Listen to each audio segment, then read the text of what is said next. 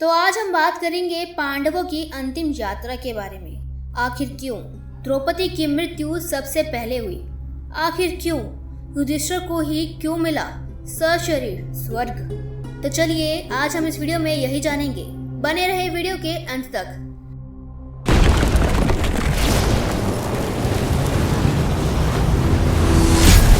आप देख रहे हैं माइथोलॉजी मिस्ट्रीज। अगर आप हमारे चैनल पर नए हैं तो इसे अवश्य सब्सक्राइब करें। लेटेस्ट अपडेट पाने के लिए बेल आइकन पर जरूर क्लिक करें। महाभारत में 18 पर्व में से महाप्रस्थानिक पर्व है, जिसमें पांडवों की महान यात्रा अर्थात मोक्ष की यात्रा का उल्लेख है। इसके अनुसार सबसे पहले भारतवर्ष की यात्रा करने के बाद मोक्ष हासिल करने के उद्देश्य से पांडव हिमालय की गोद में चले गए। वहां मेरु पर्वत के पार उन्हें स्वर्ग का रास्ता मिल गया। लेकिन इस रास्ते की यात्रा के दौरान सबसे पहले द्रौपदी की मृत्यु हुई और एक एक करके सारे पांडव मौत के आगोश में समाते गए। लेकिन युधिष्ठिर एक ऐसे पांडव थे जिन्हें सशरीर स्वर्ग में प्रवेश करने की अनुमति मिली। दोस्तों, ये बात उस समय की है जब यदुवंशी का साम्राज्य समाप्त हो चुका था। उनके नाश की बात जानकर युधिष्ठिर को बहुत दुख हुआ। महर्षि वेदव्यास की आज्ञा से द्रौपदी सहित पांडवों ने राजपाट त्याग परलोक जाने का निश्चय किया। युधिष्ठिर ने युत्सुक को बुलाकर उसे संपूर्ण राज्य की देखभाल का भार सौंप दिया और परीक्षित का राज्याभिषेक कर दिया। इसके बाद वह सब स्वर्ग की यात्रा पर निकल गए। रास्ते में पांडवों के साथ एक कुत्ता भी चलने लगा। अनेक तीर्थों और समुद्र की यात्रा करते करते पांडव आगे बढ़ने लगे। पांडव चलते चलते लाल सागर तक आ गए। अर्जुन ने अपने गांडीव धनुष और औरक्ष तरकस का त्याग नहीं किया था। तभी वहां अग्निदेव उपस्थित हुए और उन्होंने अर्जुन के गांडीव धनुष और अक्षय तरकस का त्याग करने के लिए कहा। अर्जुन ने ऐसा ही किया। तब पांडवों ने पृथ्वी की परिक्रमा पूरी करने की इच्छा से उत्तर दिशा की ओर से यात्रा की। यात्रा करते करते पांडव हिमालय तक पहुंच गए। हिमालय लांघ कर पांडव आगे बढ़े तो उन्हें बड़े बड़े बालू का समुद्र दिखाई पड़ा। इसके बाद उन्होंने मेरु पर्वत के दर्शन किए। पांचों पांडव, द्रौपदी और वो कुत्ता तेजी से आगे चलने लगे। तभी द्रौपदी लड़खड़ा कर गिर पड़ी और द्रौपदी को नीचे गिरा देखकर भीम ने युधिष्ठिर से पूछा कि द्रौपदी ने तो कभी कोई पाप नहीं किया, तो फिर क्या कारण है कि वह नीचे गिर पड़ी? तभी युधिष्ठिर ने बताया कि द्रौपदी हम सभी में अर्जुन को अधिक प्रेम करती थी, इसलिए उनके साथ ऐसा हुआ। ऐसा कहकर युधिष्ठिर द्रौपदी को देखे बिना आगे बढ़ गए। थोड़ी देर बाद सहदेव भी गिर गए। युधिष्ठिर ने सहदेव का गिरने का कारण भी बताया। वह अपने जैसा विद्वान किसी को नहीं समझते थे, इसी दोष के कारण उन्हें गिरना पड़ा। कुछ देर बाद नकुल भी गिर पड़े। भीम के पूछने पर युधिष्ठिर ने बताया कि नकुल अपने रूप पर बहुत अभिमान करते थे, इसलिए उनकी ये गति हुई। थोड़ी देर बाद अर्जुन भी गिर पड़े। युधिष्ठिर ने भीमसेन को बताया कि अर्जुन को अपने पराक्रम पर अभिमान था। अर्जुन ने कहा था कि वे एक दिन में शत्रुओं का नाश कर देंगे, लेकिन वो ऐसा नहीं कर पाए और अपने अभिमान के कारण ही अर्जुन की ये हालत हुई। थोड़ा आगे चलने पर भीम भी गिर पड़े।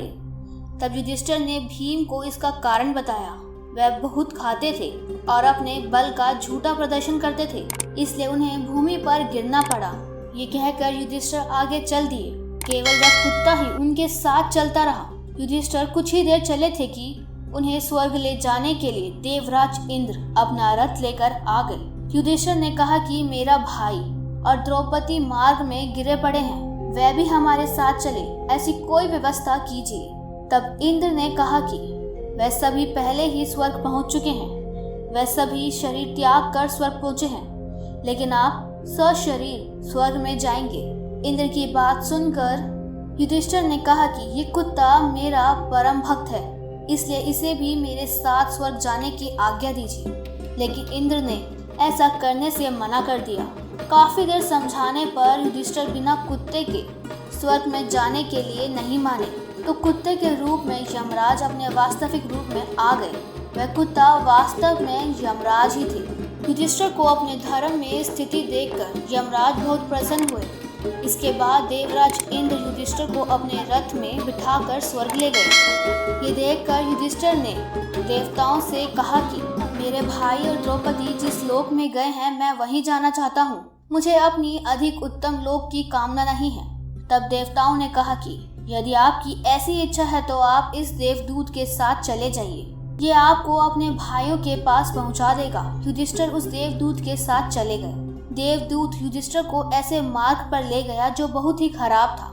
उस मार्ग पर घोर अंधकार था, चारों तरफ बदबू आ रही थी, इधर उधर मुर्दे दिखाई दे रहे थे, लोहे के चोंच वाले कौवे और गीत मंडरा रहे थे। वहां की दुर्गंध से तंग आकर युधिष्ठिर ने देवदूत से पूछा कि हमें इस मार्ग पर और कितनी दूर चलना होगा और मेरे भाई कहाँ हैं? युधिष्ठिर की बात सुनकर देवदूत ने कहा कि देवताओं ने कहा था कि जब आप थक जाएं तो आपको वापस ले आऊं। अगर आप थक गए हो तो हम पुनः लौट चलते हैं। तब युधिष्ठिर ने ऐसा ही करने का निश्चय किया। युधिष्ठिर वापस लौटने लगे। उन्हें दुखी लोगों की आवाज सुनाई दी। वह सब युधिष्ठिर से कुछ देर वहीं रुकने के लिए कह रहे थे। युधिष्ठिर ने उनसे उनका परिचय पूछा तो उन्होंने बताया कि वह कर्ण, भीम, अर्जुन, नकुल, सहदेव और द्रौपदी हैं।